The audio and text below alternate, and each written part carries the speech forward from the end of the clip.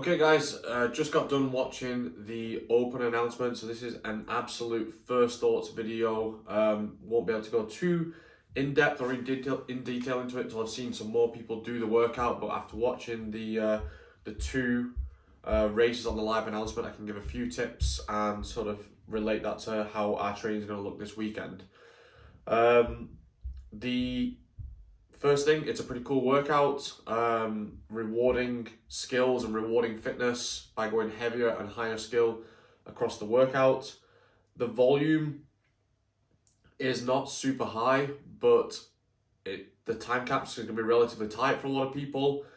And as you could see from the live announcement, the first couple of people who did that, the handstand push-up standard, it's basically a complete new movement. It is so much more challenging than it has been in previous years for a lot of people, especially if you are someone who usually goes quite wide with your hands, haven't got the best mobility, or you've got slightly longer arms. This is going to be really challenging. So what I'm going to say is, make sure you get into the gym and spend plenty of time practicing.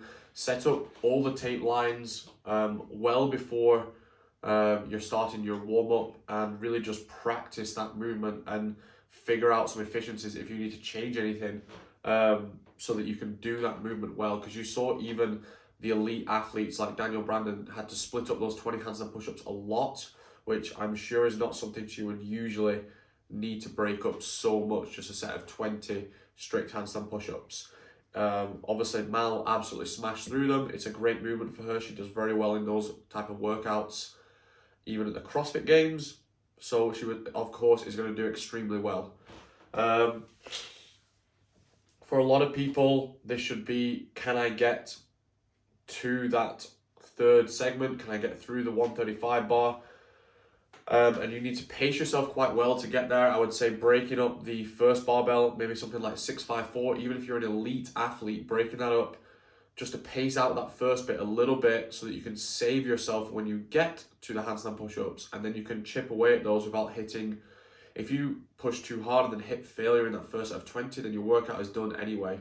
Okay, so you want to be able to get to those 20 with the ability to get through them, even if that means getting there 30 seconds slower than maybe you could, but you could get through them a minute faster if you don't fail any reps. Okay, so you have to work out sort of the plus or minus there.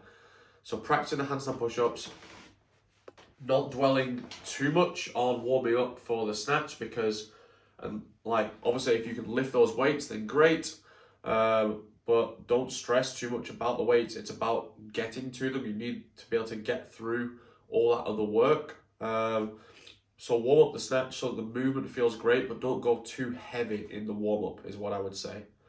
When we look at the season program, you can see that I've put down a lot of different options on how you're going to attack the day's training on Friday. So using that body mover session as either a morning session, or you can put it in the afternoon with some more like self-programmed weakness work in there, so you get a full second session. Because if you don't get, even if you do the full 12 minutes for this workout, it's not super high volume and probably the least taxing of the 3 weeks that we've had, because it is so skill and strength based.